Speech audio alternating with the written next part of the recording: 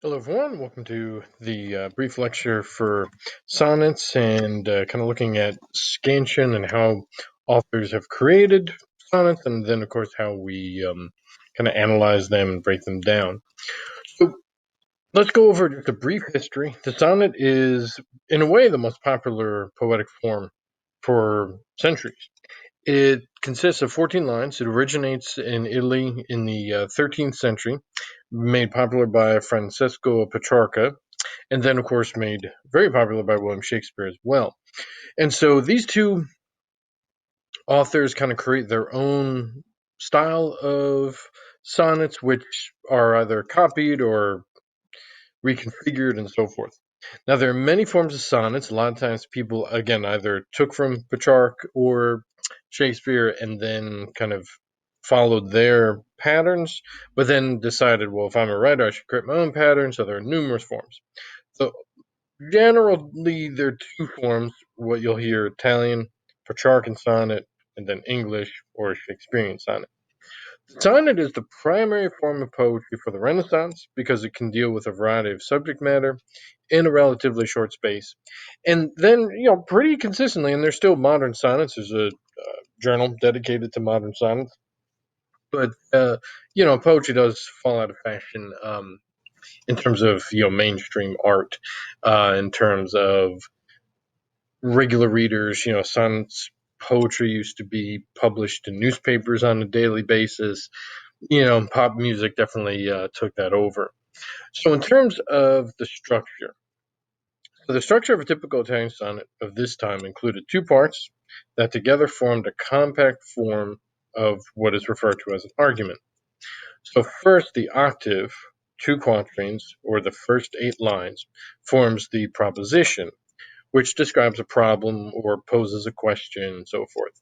The sestet, or two sertets, so 6 lines, broken even further down by 3 lines, which follows the octave, proposes the kind of resolution or answers or does some sort of address or shift.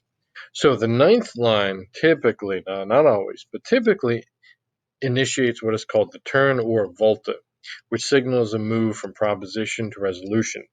It can also be a change in tone and so forth, so it just depends on what the author's trying to do. But typically, in a sonnet, in Petrarchan sonnets, the ninth line is going to show that kind of shift somehow. Even in sonnets that don't strictly follow the problem resolution structure, the ninth line, as I said, will often mark a turn by signaling either a change in tone, a change in mood, a change in stance, and so forth of the poem. The rhyme scheme typically for the octave, again, two quatrains, the first set of 4 lines, is usually A, B, B, A, B, B, A. And then for the sestet, there are two different possibilities. You may see a C, D, E, C, D, E, or a C, D, C, C, D, C. So over time, even different varieties emerge. So it just depends on kind of what the author's trying to do or how the rhyme scheme will kind of help with rhythm and so forth. So just to kind of show you an example of a Petrarchan sonnet, this is from William Wordsworth. This is London, 1802. And again, you can see centuries later, people are still writing sonnets. So when we break this down, we have the rhyme scheme, hour, power, fen, pen, and so forth. And this is the octave. So we have Milton, thou shouldst be living at this hour. England hath need of thee. She is a fen of stagnant waters, altar, sword, and pen. Fireside, the heroic wealth of hall and bower have forfeited their ancient English dower of inward happiness. We are selfish men. Oh, raise up and return to us again, and give us manners, virtue, freedom, power. So now we have this split. So what's going to happen in the sestet? Well, let's first look at the octave, right? It introduces the theme or problem, right? John Milton, should be living today because today's artists are stagnant and so forth. Again, the more you study literature, the more you see that every idea is just repeated in every generation. Every generation thinks that, especially when they get older, that the previous, art was much better than new art and so forth. People are predictable and stupid throughout the centuries. So, what do English authors need today? Artists, they need to be inspired by Milton. right? So English writers lack creativity and are selfish. So let's look at what's happening here. Thy soul was like a star and dwelt apart. Thou hadst the voice whose sound was like the sea, pure as the naked heavens, majestic, free. So didst thou travel on life's common way in cheerful godliness, and yet thy heart the lowliest duties on herself did lay. So what's happening here? Well, when we break this even further down, right, in terms of the sestet, well, here's kind of the solution in a way, right? We could follow his example, right? He was like this, we could be like that too. He had a voice like the sea, we could be that too, right? So he's reminding us, okay, I wish you were alive today to inspire people, but yet, of course, your works are still here, and we could follow your example. So, it's just a nice way of proposing some sort of, again, problem solution, cause effect, tonal shift, longing, and in this case, oh, I wish he were here, but oh, his writing still exists, so we could just learn through his example and so forth. Now, the English sonnet or the Shakespearean sonnet consists of 14 lines, of course, it's all sonnets, structured as 3 quatrains and a couplet. So the volta is in that last 2 lines. So the third quatrain generally introduces an unexpected sharp thematic or imagistic turn, or volta. Shakespeare's own sonnets typically have the couplet, as I said, in the last 2 lines. That's where the volta is. So it summarizes usually the theme of the poem or introduces an entirely fresh new look at the theme and so forth. Authors will use both ways of making this turn. So again, that's there's no kind of always finite solution, but it's a good indicator of, okay, do I look for maybe the first 6 lines? Do I look at the last 2 couplets and so forth? The meter is typically iambic pentameter, and it usually has this rhyme scheme where we have A B A B, C D C D, E F E F, and then G G. So again, a little different rhyme scheme than the Petrarchan. Basic structure, except for, of course, the volta. So instead of looking at one of the Shakespeare sonnets, let's actually look at another author who uses the Shakespearean sonnet, and it's a romantic poet, John Keats. So the rhyme scheme is typical of the Shakespeare or the English sonnets. So when I have fears that I may cease to be before my pen has gleaned my teeming brain, before high piled books in charactery hold like rich garners the full ripened grain, when I behold upon the night starred face huge cloudy symbols of high romance, and think that I may never live to trace their shadows with the magic hand of chance. And when I feel, fair creature of an hour, that I shall never look upon thee more, never have relished in the fiery power of unreflecting love, then on the shore of the wide world I stand alone, and think to love and fame to nothingness do sink. So when we look here, and we combine in terms of the kind of change here, so first 2 quatrains have a single idea, but of course a common theme, right? So fear of losing the ability to write, right? When I fear that I will lose my pen, right, use the ability to write, what's going to happen, right? Kind of artistic impotency, right? So losing the ability to capture nature, right? So one day I may not be able to write as well. And what does that mean? Well, I won't be able to capture nature as well. And we see this last quatrain here, it really focuses on that shift, right?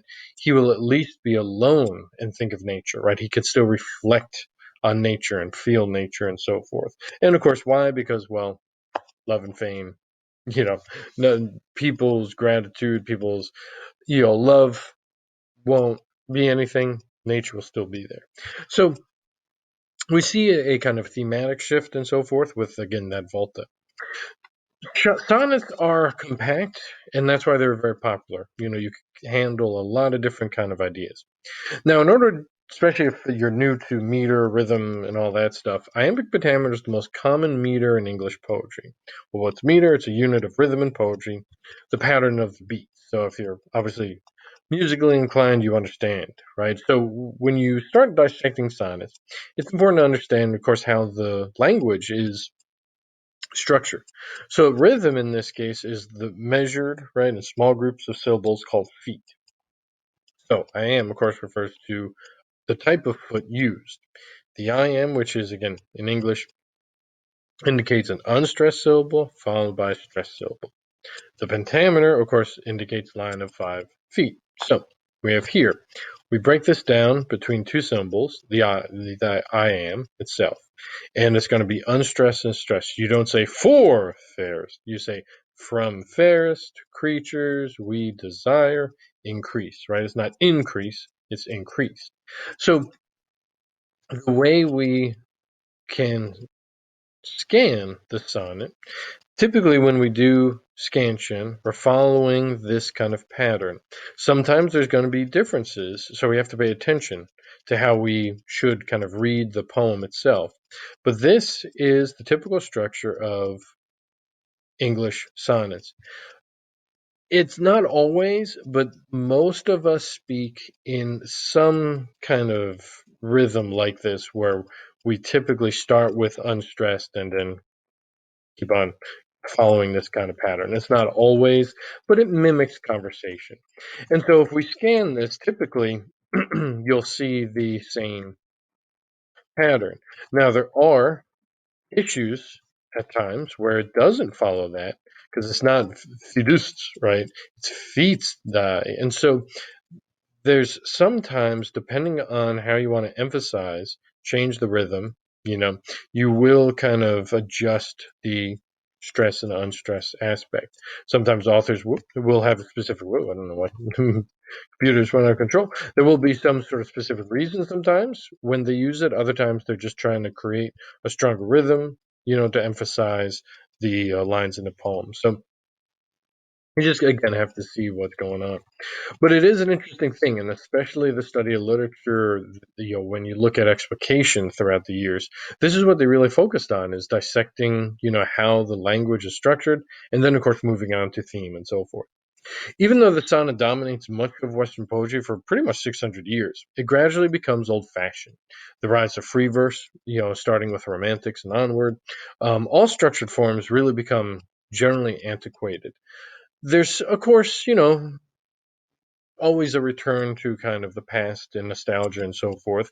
And as I said, there is a journal that you could always send sonnets to. It's still an active creative poetry journal.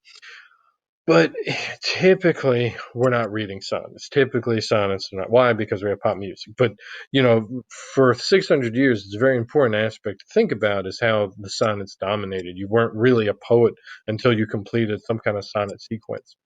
Although modern artists, as I said, write sonnets, it's just not a guiding force in poetry.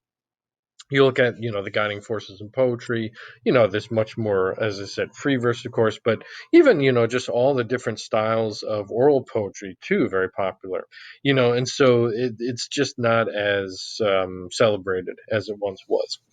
This gives you a brief overview. It's so complicated. When you really start scanning sonnets, it's going to be very complicated. So just kind of think about how words are enunciated, think about the intonation of regular words, even like here, you know, do you say Western or Western? Western, Western, right? Do you typically emphasize the West and then de-emphasize the earn? Do you say Western or Western? Right? Typically, we're not going to say Western. That would be unstressed, stressed. It's stressed, unstressed. So it's it takes you a little bit to kind of think through the normal kind of intonation, and pronunciations and so forth of words. But the more you work through it, the better you'll be at scansion. Obviously, if you have questions, always email a post to the Canvas forum. If not, just good luck with the rest of the semester and take care.